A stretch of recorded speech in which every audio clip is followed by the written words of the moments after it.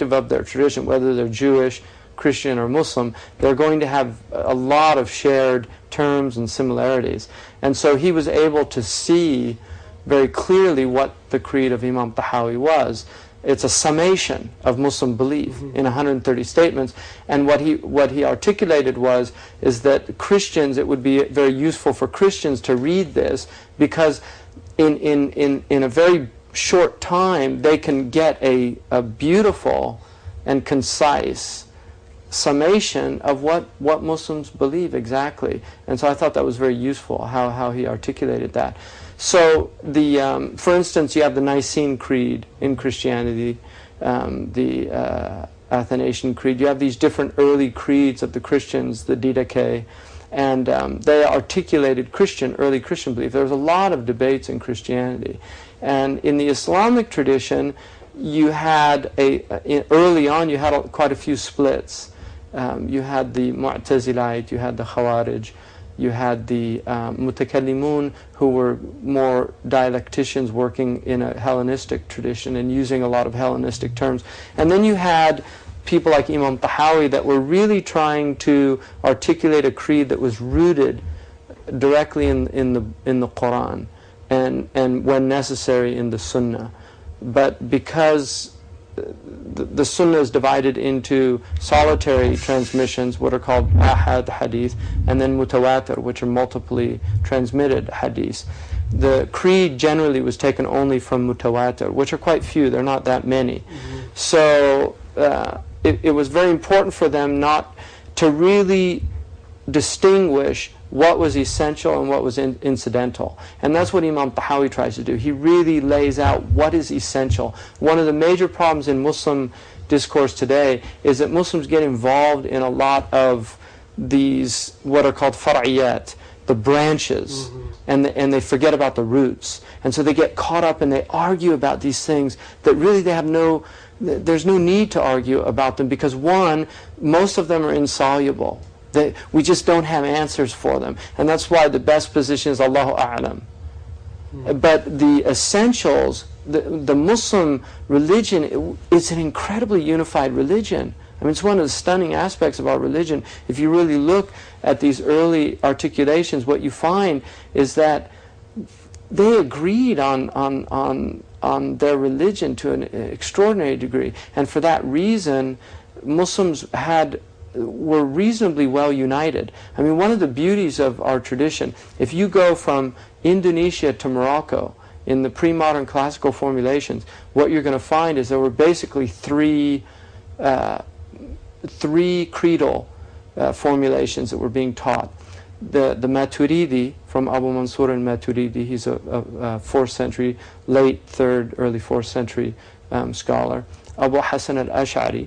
And then you have what could be considered an Athari tradition. I mean, people today would probably call it a Salafi tradition.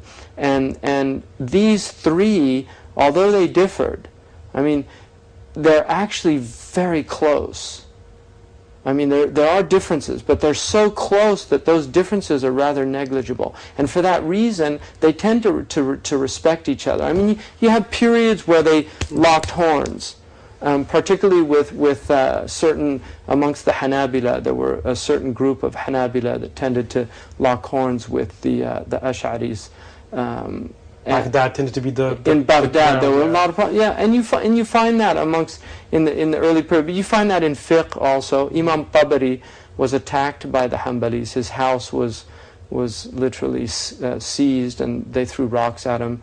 You have those problems, but and the Hanbalis tended to incline towards a very rigid doctrine in which they did not allow for any speculative discourse about God. And they did that because they wanted to preserve some. They didn't want people to venture in to areas that were the unknown. But the other scholars felt, look, we're being confronted with materialists, with the Qadariyah, determinists, with rationalists, all these different groups. They're throwing this stuff at us, and if we don't respond, if we don't use our knowledge to respond to these obfuscations, shubuhat, these doubtful matters, then we're jeopardizing our faith. We're jeopardizing people's faith. Now, one of the problems today, we have young Muslims that go to university, they study evolution, they study dialectical materialism,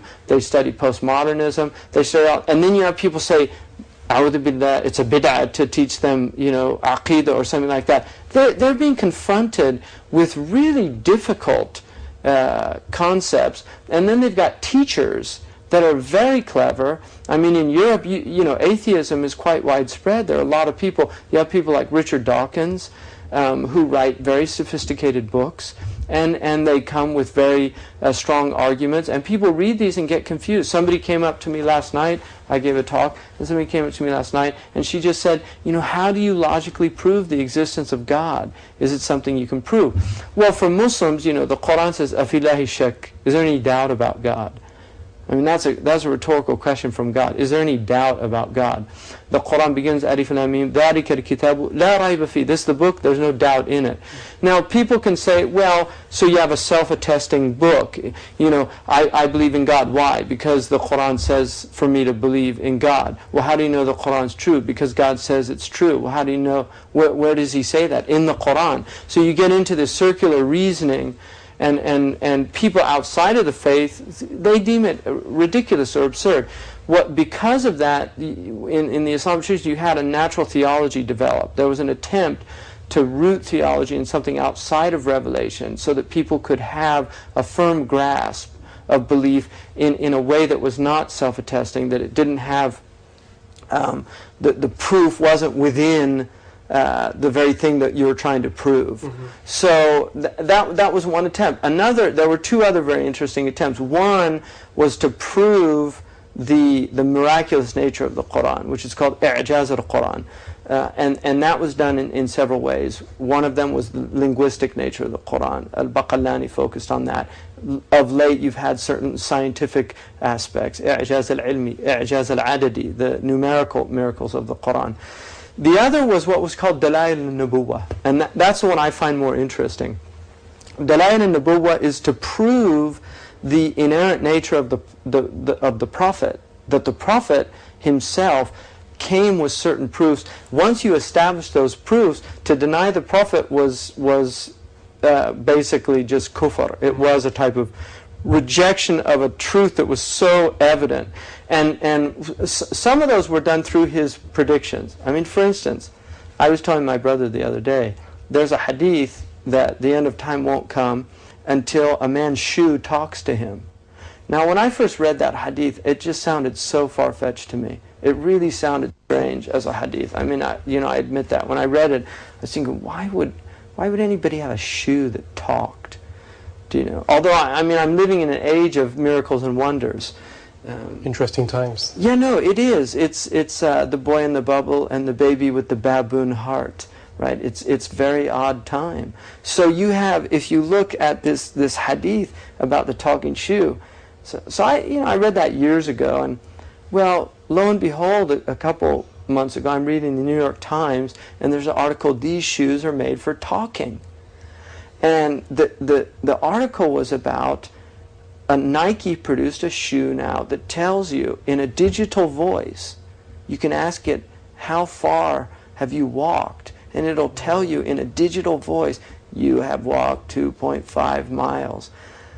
So when I told my brother that, he said, that's prophecy, right? He's a lawyer. I mean, lawyers, they deal in evidence, right? He just said to me, that's prophecy, to see that. The Prophet ﷺ predicted a fire near Medina that he said would be so great that it would illumine the necks of camels in Busra, which is on the border of Syria and Saudi Arabia today. Now, that sounded crazy at the time for somebody to think of that, the Arabs, to think of a fire so great that it would illumine a place in Syria. Well, lo and behold, 1258, there was 6 major volcanic eruptions just outside of Medina. A fire extended 200 kilometers. I've seen it. I've been there. And 70 kilometers wide.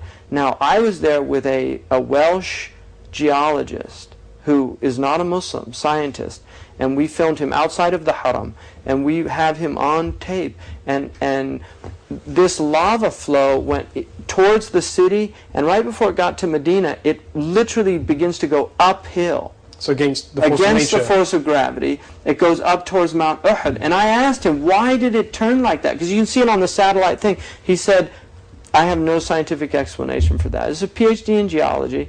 I have no scientific explanation. He said, I heard people prayed, and I guess their prayers got answered. And then I asked him, how far would have this light been seen? He said, this was massive. It would have been seen probably to the borders of Iraq. I mean, that's what